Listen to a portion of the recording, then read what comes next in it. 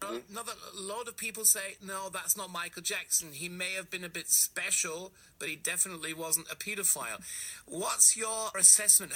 Walk us through this. What's this all about? So, first of all, let me say this. That was absolutely not the Michael that I knew. If I would have seen or suspecting or in any way gotten wind of something like that going on, I would not tolerate that. That's not acceptable behavior to me. And I'm a medical professional. And so all those years when I was with Michael on and off, I wouldn't have tolerated it. I would have had to make sure that it stopped and never happened again. And I would never have been a part of that. So let me say that up front. Mm-hmm. You know, in my 8-year experience, not the Michael that I knew. I just never saw that. Again, we talked before. Was he different? Was he a little strange? Was he a little weird? Yes, of course. But a pedophile? Hard for me to believe. I mean, I don't want to get too much into the details, but did you actually see, like, children coming and leaving the Neverland Ranch? Is it possible that you didn't think that he was like that, but behind the closed door in the bedroom, it could have happened? No, because I was at Neverland on 4 different occasions. And on some of those occasions, it was just Michael, the kids, me, and my wife. On other occasions, there was one particular child that the family kind of adopted afterwards. Omar, Michael called him Doo-Doo. Mm-hmm. He was around on some of those things, and he was around on tour. But I knew his father. His father had been one of the security guys. Okay. And I watched their behavior extremely carefully. You know, I tell a story in the book. When I first went on the road with Michael, it was for the end of the history tour.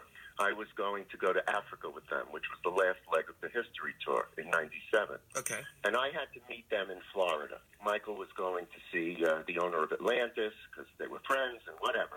And I would meet them in Florida, and then we'd take his private jet to South Africa from there. And I got there a day early, and they weren't there. They were getting in late at night. I had to meet them in the lobby in the morning. And I go in the lobby, and I'm talking with another guy who's coming with us on tour.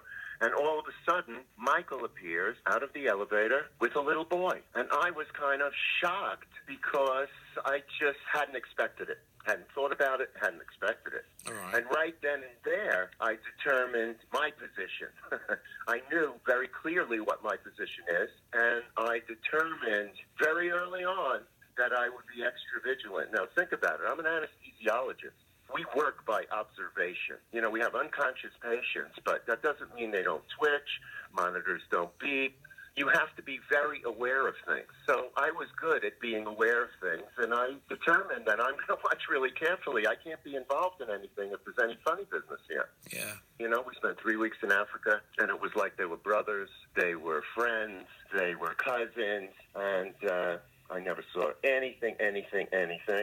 And I actually talked to Michael about it. And Michael felt that there was nothing there. You know, this was innocent, you know. He liked to be with children. He liked their innocence. That was another topic. You said, what were some of the topics Michael liked to talk about? Another topic he liked to talk about was the innocence of children and the way how, as life goes on, we become corrupted as adults, and all of those great little openings that we have as kids, the wonderment and all that just goes away. Michael loved that topic as well. And so he didn't get it. And I said, but Michael, you're a 50-year-old man, or however old he was, 45-year-old man. It doesn't look right, even if your intentions are good. But, you know, in that regard, he felt he was Michael Jackson. I mean, I think he said it on that documentary with Martin Bashir. If you look at that and the innocence of Michael and how upset he gets at the kind of questions he's asked, I think you can see that's a real reaction. He's not putting that on. He's not making that up. And that was a flaw. Certainly was a flaw. But I don't think he was a pedophile.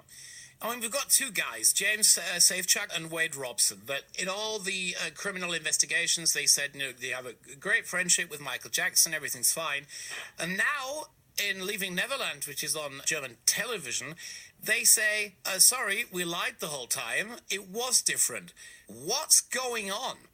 You know, I was not around for either of them. I don't know either of them, never met either of them, never saw them at Neverland, on tour, nothing like that. So it's difficult for me to comment on those particular cases because I wasn't there. And what's going through their mind and why they did what they did, you know, I mean, look at the news every day. Why does anybody do what they do? You know, there's a crazy case going on in America right now with this actor from Empire. He did it, he didn't do it, he's let off, he's not let off. People do crazy stuff for all kinds of motives, you know, and I think when you read into the story a little more carefully, there's definitely some motives here. And again, I wasn't there, so I can't really comment on what they were saying. Sorry, yes. Well, I'm sorry. No, I'm just saying, what they described is not the Michael I knew. Okay.